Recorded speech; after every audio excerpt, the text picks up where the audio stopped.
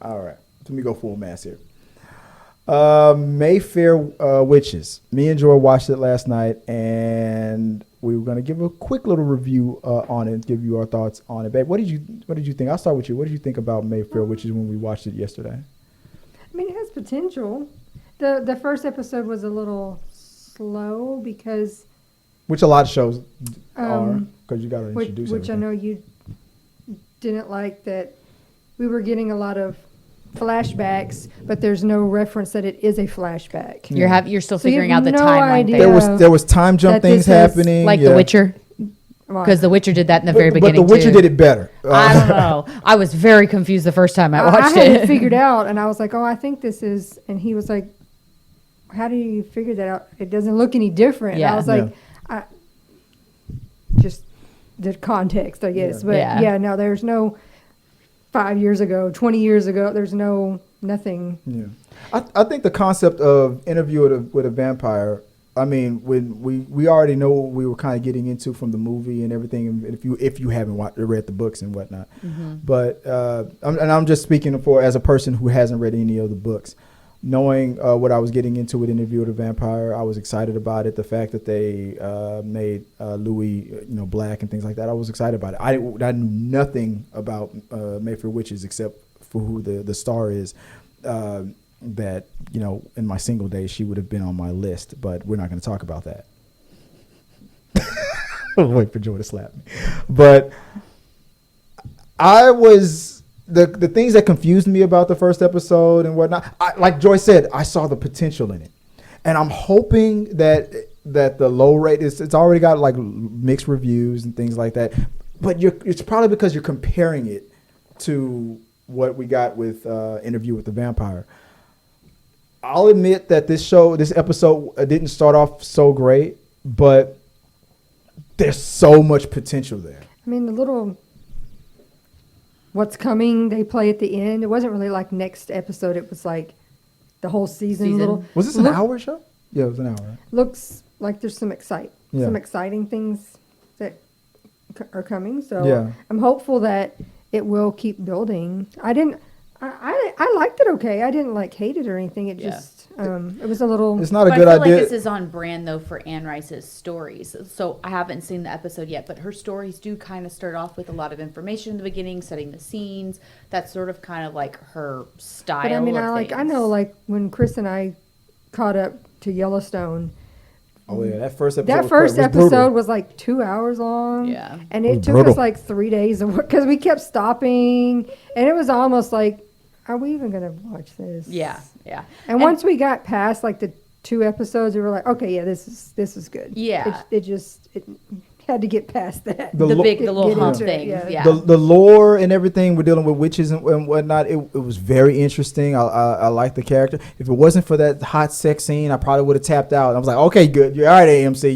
You saved it. You saved it. Thanks for that. Appreciate it. Reminded me of I was telling Joy in the middle of that sex scene. I was like, yeah, this is why she's loved right now. I don't know if she was a Disney one of the Disney kids from back in the day, but when she was on the TV show True Detective, she shocked the world. I remember that when she shocked the world when she was with Woody Harrelson and doing that very explicit sex scene. So I'm glad that she's gone back to the sex scene roots, and I'm in now. I'm invested. I'm here with you. I mean, I can't complain. I could not complain. Well, watching her in a sex, it was with the guy. Yeah, I still can't complain. But she was on top. Was he there, really? But she was on top. Was he there? I don't think he was It's there. you know what? It's funny. It's funny that you said that, because if you watch, I'm not going to spoil it for you. I haven't seen it yet. If you watch the scene, asking that question made a lot of sense. Was he really there? His feelings. His feelings were there. But was he? But was he there? It's like from White Man Can't Jump. You hear me, but are you listening? So, I see the potential in this show. I'm gonna continue on. Episode 1 made me go, okay, I'm gonna see episode 2. But I'm hoping that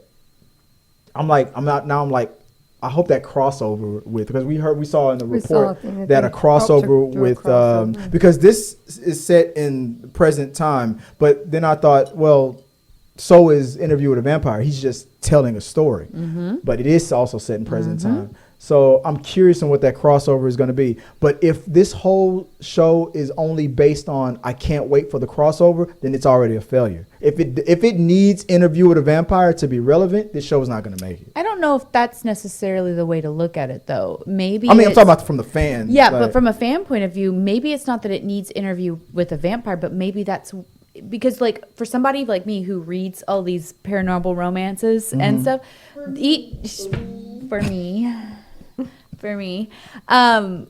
I read all these paranormal romances where each individual book is its own story, but it also leads into a bigger story. Right. So it's the same sort of like setup in my mind where, yes, it's not that it needs Interview with a Vampire, but it feeds into the bigger storyline where they all connect. Well, you can definitely tell just by watching this first episode that it's like Interview with a Vampire in that we talk about so many periods. Yeah. And we haven't even gotten to them all. That's a we just comparable know thing, there's a very this has been going on who knows how long. Right.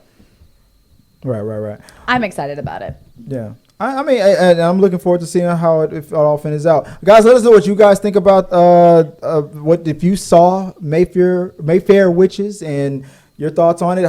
What you think about that sex scene? I thought it was great. It made me want to subscribe to AMC Plus, but I mean, we'll talk about that later, or maybe tonight on the if we go after dark. If you donate enough on super chats and stuff, we'll go into Mayfair Witches After Dark Rundown Edition.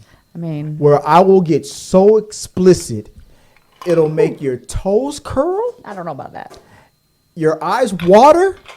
Watering, yes. It'll make the song WAP sound like a Sesame Street theme. They might pay you to not do that. I was going to say, can you pay him not It is to? disgusting what I will do. Somebody please Talking pay him about not this to. show. I feel very threatened. Mayfair Bitches is what we'll call my review. Mayfair, look at Tabitha's going crazy over here. I'm one of the Mayfair Bitches review is what I'll call it.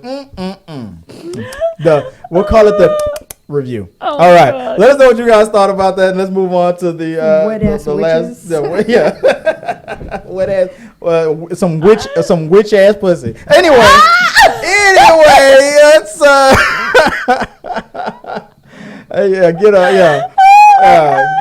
get a bucket and a mop for these witch ass. Anyway. Guys, that's the end of this episode of The Rundown. Remember to like this video, become a subscriber, and share. This really does help us out. And click here or here. Thanks for watching.